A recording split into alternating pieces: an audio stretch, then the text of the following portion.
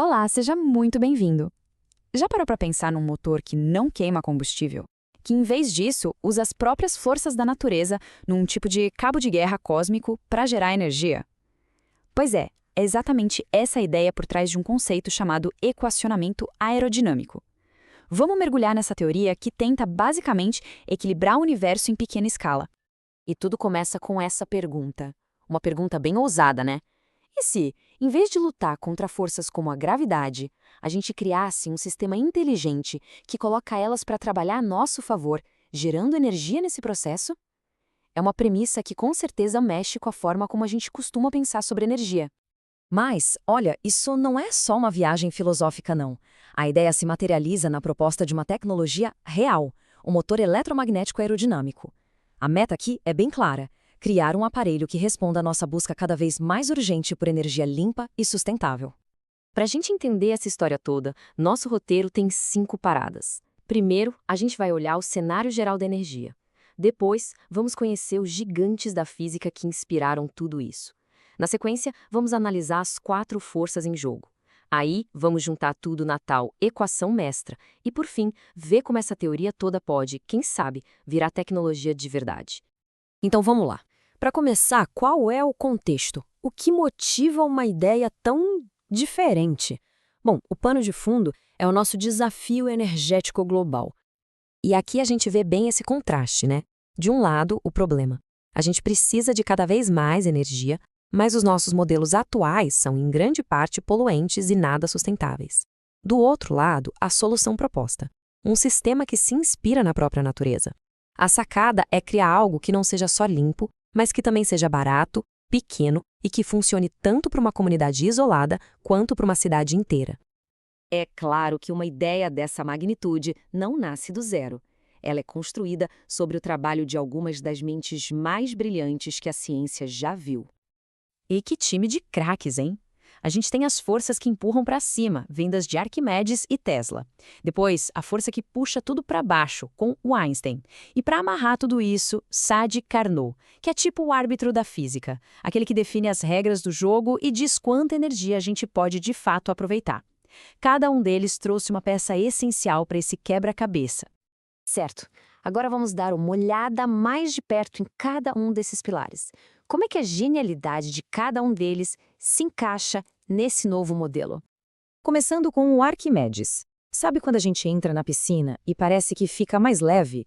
Ou como um balão de ar quente sobe? Isso é o empuxo. É uma força natural que o ar ou a água exerce para cima. Nesse sistema que estamos vendo, o empuxo é o primeiro grande aliado na luta contra a gravidade. A equação basicamente diz que, quanto mais denso o ar ao redor, mais forte é esse empurrãozinho para cima. Aí entra em cena um mestre Nikola Tesla, com o eletromagnetismo. Pensa naqueles trens de levitação magnética que flutuam sobre os trilhos? A ideia aqui é parecida: usar a eletricidade para criar um campo magnético super forte. E o pulo do gato é que essa força é controlável. Dá para ligar, desligar, aumentar, diminuir. É a nossa carta na manga tecnológica para dar uma força para o empuxo. E do outro lado do cabo de guerra está ela, a gravidade. A força implacável, estudada a fundo por Einstein, que puxa tudo para o centro da Terra o tempo todo. No nosso sistema, ela é o grande adversário, o peso a ser vencido. Todas as outras forças que a gente viu estão trabalhando em equipe para anular o efeito dela. E por último, Sadi Carnot. Ele é o realista da turma. Ele criou as leis da termodinâmica, que são, basicamente, as regras do jogo da energia. O que ele nos ensinou é que nenhuma transformação de energia é 100% perfeita. Sempre tem alguma perda, geralmente como calor. Ou seja, não importa o quão genial seja o nosso motor, a termodinâmica é que dá a palavra final sobre o quão eficiente ele pode ser de verdade. Beleza. Agora que a gente já conhece todos os jogadores, chegou a hora de juntar as peças e ver como esses conceitos todos conversam entre si numa única e poderosa ideia. O processo é quase uma conta de matemática bem simples.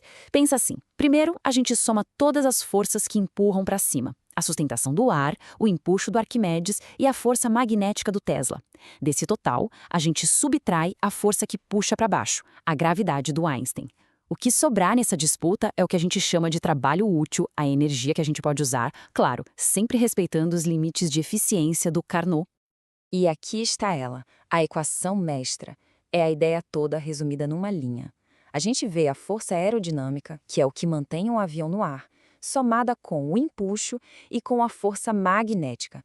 Essas três juntas lutando contra a gravidade. E o resultado dessa conta não é só um número, é trabalho, é energia útil. O fascinante aqui é ver a física se transformar em uma espécie de dança, um balanço dinâmico de forças. Uma teoria elegante é um ótimo começo, mas como isso sai do papel? Vamos agora para a próxima etapa e ver como essa ideia pode se transformar em aplicações práticas no mundo real. E onde essa tecnologia poderia ser útil? As possibilidades são bem interessantes. Imagina só, drones que conseguem voar por muito, mas muito mais tempo. Ou carros com motores híbridos radicalmente mais eficientes. Pensa numa comunidade isolada, gerando a própria energia limpa com um aparelho compacto.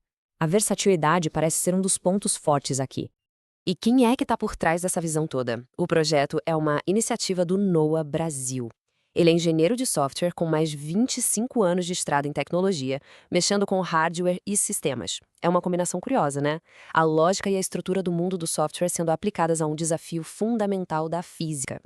Hoje, o projeto está num ponto-chave. A teoria está aí, a visão está clara. O que falta? Tirar do papel e levar para a bancada de testes.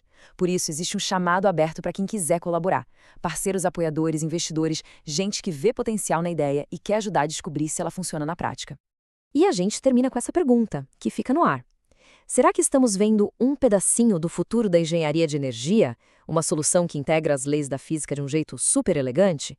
Ou será que é uma ideia genial, mas que talvez tenha chegado um pouco cedo demais para a nossa tecnologia atual? Bom, só o tempo e os testes poderão dizer.